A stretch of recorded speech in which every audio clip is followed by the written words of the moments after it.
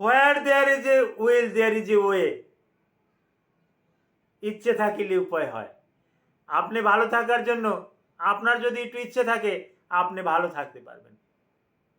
2 kilometre পথ বাজার, ইচ্ছে করলে আপনি রিক্সায়ও যেতে পারেন, কিন্তু যদি আপনি হেঁটে যান আবার হেঁটে আসেন, আপনার শরীর থেকে একটা সুইটিং হবে, আপনি ভালো থাকবেন।